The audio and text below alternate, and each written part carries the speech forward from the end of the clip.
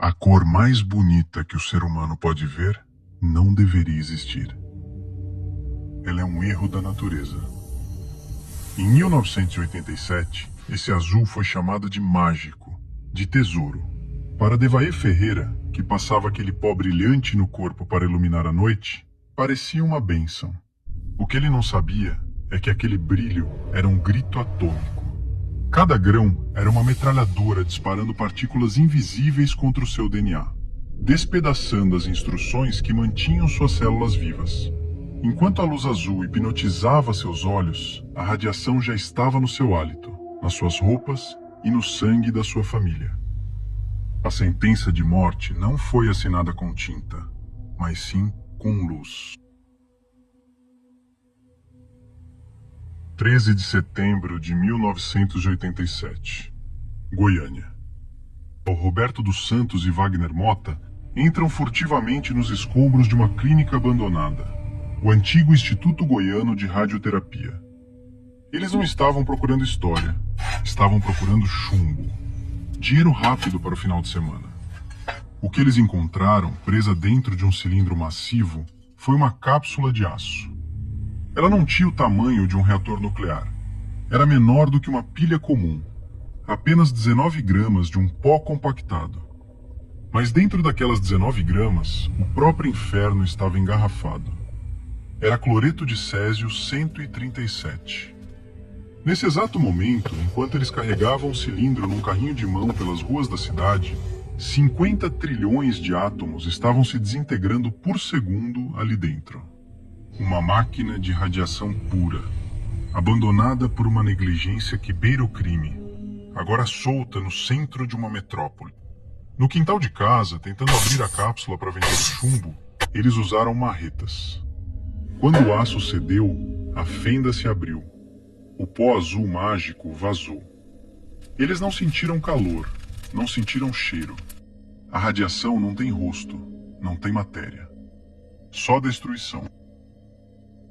Poucas horas depois, a biologia do corpo de Roberto começou a gritar. O seu estômago revirou violentamente. O primeiro vômito veio súbito e incontrolável.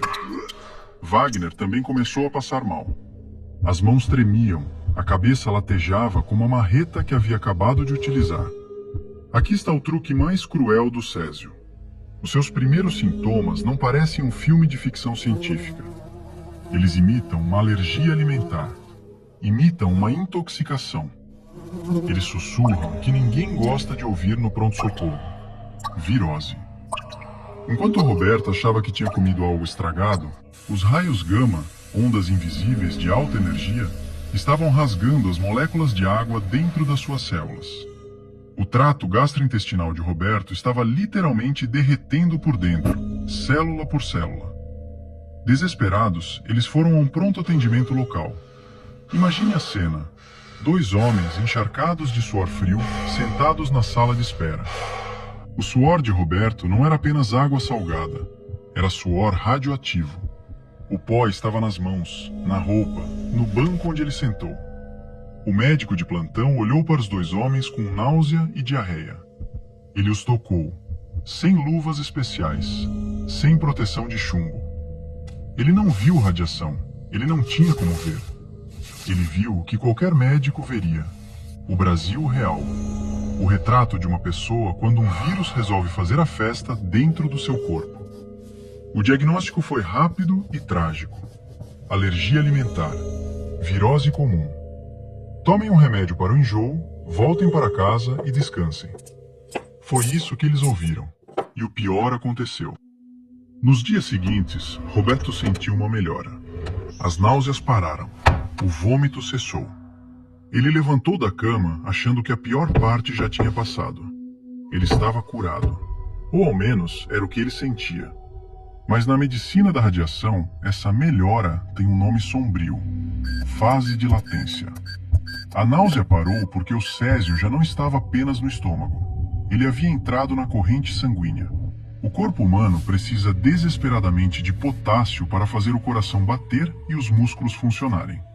O césio engana o corpo. Ele se disfarça de potássio.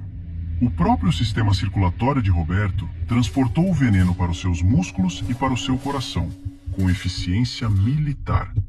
Enquanto ele sorria achando que estava melhor, a sua medula óssea estava sendo aniquilada. As células-tronco pararam de produzir glóbulos brancos. O seu sistema imunológico tinha sido desligado. Ele era um homem morto caminhando por Goiânia, apenas esperando o colapso final. E ele não estava sozinho. O pó azul já tinha viajado. A máquina da morte já havia chegado ao ferro velho de Devair Ferreira. Se você quer continuar entendendo como a ciência e a biologia lutam contra inimigos invisíveis que o próprio homem abandonou, inscreva-se no Histórias Diagnosticadas. Porque o que Roberto achou que era a cura foi apenas o silêncio antes do colapso. No ferro velho de Devair, a morte não era um veneno escondido. Ela era um espetáculo. Ela brilhava no escuro. E uma criança estava prestes a confundir a luz atômica com um confete mágico. O cilindro de chumbo mutilado chegou às mãos de Devair Ferreira, o dono do ferro velho. Era noite quando ele conseguiu finalmente romper a cápsula de irídio que protegia o núcleo. No escuro do quintal, a morte não se apresentou como um monstro. Ela se apresentou como um milagre. O pó compactado emitiu uma luz azul intensa, hipnotizante. Não era um reflexo. A luz nascia de dentro do próprio material, fruto da energia brutal da desintegração radioativa ionizando o ar ao redor. Devair achou que tinha encontrado algo sobrenatural, um tesouro, a pólvora mágica de um mundo moderno. Ele não escondeu o achado, ele fez o que qualquer pessoa faria com um milagre. Levou para dentro de casa. Colocou o pó mortal no centro da mesa de jantar. Vizinhos vieram ver. Amigos esfregaram o pó azul na pele, maravilhados ao verem seus próprios braços brilhando no escuro, como se fossem enfeites de carnaval. Eles sorriam, sem saber que estavam espalhando milhões de minúsculas ogivas nucleares sobre os próprios poros. Mas o momento que mudaria a história da medicina radioativa para sempre aconteceu com uma criança. Leide das Neves, a sobrinha de Devair, de apenas 6 anos de idade. Fascinada pelo brilho na mesa do tio, ela tocou no pó, brincou com as partículas azuis. E logo depois, num gesto de inocência fatal e cotidiana, ela pegou num ovo cozido com aquelas mesmas mãos e colocou na boca. Nesse exato milissegundo, o jogo de sobrevivência acabou. A radiação deixou de ser uma ameaça no ar e tornou-se parte da fisiologia da menina. Passamos da contaminação externa para a contaminação interna absoluta. O estômago de Leide dissolveu o ovo, mas o cloreto de césio é altamente solúvel. Ele atravessou a parede intestinal e invadiu a corrente sanguínea com uma eficiência aterrorizante. O corpo dela não rejeitou o veneno. Ele o abraçou, confundindo-o com nutrientes essenciais. O césio alojou-se nos tecidos moles e nos ossos de uma criança de 20 quilos. Ela tornou-se, literalmente, uma fonte de radiação humana. O inimigo agora morava dentro dela, disparando raios gama a milímetros de distância dos seus núcleos celulares, 24 horas por dia. A radiação começou a rasgar a sua medula óssea. A fábrica de sangue do corpo foi desligada. Os glóbulos brancos de Leide caíram para níveis incompatíveis com a vida, tal qual uma quimioterapia forçada e muito mais potente. Qualquer bactéria comum no ar, qualquer vírus banal, era agora um invasor invencível para aquele corpo tão frágil. Na pele, os pequenos capilares sanguíneos começaram a ser destruídos pela energia gama. Sem sangue, a pele perde a sua base de sustentação. O rosto da menina começou a inchar. Manchas escuras apareceram. O tecido estava sofrendo necrose e morrendo por dentro, enquanto ela ainda respirava. O brilho azul tinha devorado a luz daquela família. Mas enquanto o sistema imunológico de Leide entrava em colapso total, a verdadeira bomba relógio ainda estava intacta, brilhando no escuro da sala de Devair. E o pior, ela estava prestes a dar um passeio de ônibus no meio da multidão. 28 de setembro, 2 semanas após a abertura da cápsula. Os hospitais de Goiânia estavam lotados de pessoas com a mesma virose misteriosa, mas ninguém ligava os pontos. Quem desvendou o maior acidente radiológico do mundo fora de uma usina nuclear não foi um cientista com doutorado ou um médico brilhante. Foi uma dona de casa, a esposa de Devair, Maria Gabriela. Ela olhou para o marido doente, olhou para a sobrinha vomitando, o cunhado passando mal. Olhou para os próprios sintomas e para os dos funcionários do ferro velho. E olhou para o pó azul, a única novidade que unia tudo. A intuição humana bateu de frente com a física quântica. Maria Gabriela pegou o que restava da cápsula rompida e seu pó azul, vazando 50 trilhões de desintegrações por segundo, jogou dentro de uma sacola plástica e saiu na rua. Ela pegou um ônibus público lotado. Imagine a cena com a visão de raio-x. Maria Gabriela sentada, segurando o saco no colo. A cada quarteirão que o ônibus avançava, ondas invisíveis de radiação gama atravessavam o plástico, rasgavam o metal da lataria do ônibus e bombardeavam o DNA dos passageiros ao redor. O cobrador que pegou o dinheiro dela, a pessoa sentada no banco ao lado, o motorista, a pessoa no ponto de ônibus enquanto outros passageiros subiam e desciam. Todos estavam sendo irradiados em tempo real, sem sentir absolutamente nada. A morte viajava de carona, atravessando Goiânia com seus rastros. Maria Gabriela desceu e marchou direto para a sede da Vigilância Sanitária de Goiás. Ela jogou o saco pesado em cima da mesa do médico e disse a frase que mudaria tudo. Isso está matando a minha família. Os médicos olharam para a pedra. Eles ainda achavam que era alguma doença tropical. Mas, por pura precaução, chamaram um físico que estava na região, Walter Mendes. Ele pegou emprestado um monitor de radiação, um contador Geiger clássico e caminhou em direção ao prédio. Walter ligou o aparelho ainda no pátio, a dezenas de metros de distância do saco. E então, o impossível aconteceu. O ponteiro não se moveu devagar. Ele bateu no limite da escala com tanta violência que Walter achou que o aparelho estava quebrado. Ele foi buscar outro, em outro prédio. O resultado foi o mesmo. Ele não estava medindo um vazamento. Ele estava medindo um epicentro.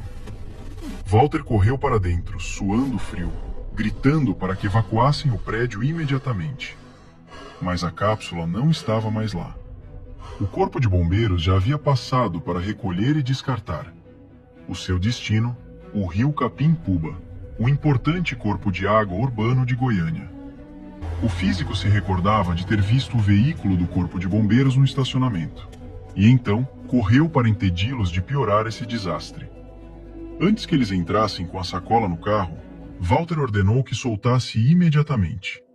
Se ele não tivesse impedido os bombeiros, a peça teria contaminado não apenas o rio, mas possivelmente o lençol freático, a fauna, a flora e o abastecimento de água de uma parcela gigantesca da região, transformando um desastre urbano e localizado em uma catástrofe ambiental de proporções incalculáveis.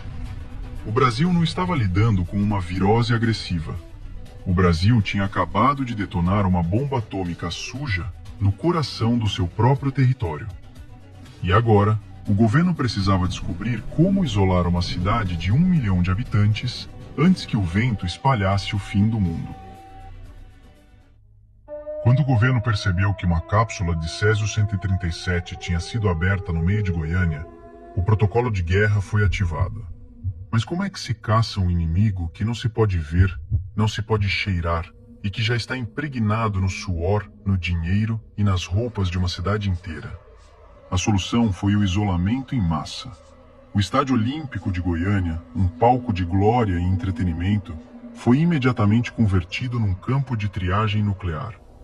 Imagine estar no meio de milhares de pessoas empurradas para o gramado, pais segurando filhos chorando, mães sem saber se o ar que respiravam ia matá-las. E no meio dessa multidão, caminhando lentamente, homens vestidos com pesados trajes de proteção anti-radiação amarela, parecendo astronautas num planeta morto. Eles não traziam remédios, traziam detectores pesados. O processo era frio, mecânico e aterrorizante. As pessoas formavam filas. O técnico passava a sonda de captação pelos corpos. Se o aparelho ficasse em silêncio, você estava limpo. Ia para a esquerda. Mas se o aparelho gritasse, você era arrancado da fila. Ia para a direita, para as tendas de descontaminação. Famílias inteiras foram separadas ali mesmo, no gramado do estádio, pela sentença de uma caixa de metal que apitava. Pessoas que se abraçaram horas antes, agora eram tratadas como lixo tóxico ambulante. O pânico era absoluto. Fora de Goiânia, o Brasil isolou a cidade. Carros com placas da região eram apedrejados nas estradas. Pilotos de avião se recusavam a pousar. O medo da radiação é primitivo. Ele destrói a empatia. Mas nas tendas de isolamento, para Roberto, Wagner, Devair e a pequena Lady, o detector já não importava. O veneno estava dentro de seus ossos. A ciência tradicional não tinha respostas. Para tentar salvá-los, os médicos tiveram que recorrer a uma cura bizarra. Uma substância usada por pintores do século XVIII. Como você remove um metal radioativo que se fundiu com a sua corrente sanguínea? A resposta da medicina foi o azul da Prússia, um pigmento clássico, denso e escuro, usado em pinturas a óleo, que no corpo humano atua como um ímã de veneno. Os médicos administraram doses cavalares, até 20 gramas por dia, aos pacientes mais graves. Dentro do intestino, o azul da Prússia funciona como uma esponja química. Ele captura os íons de césio e bloqueia sua reabsorção.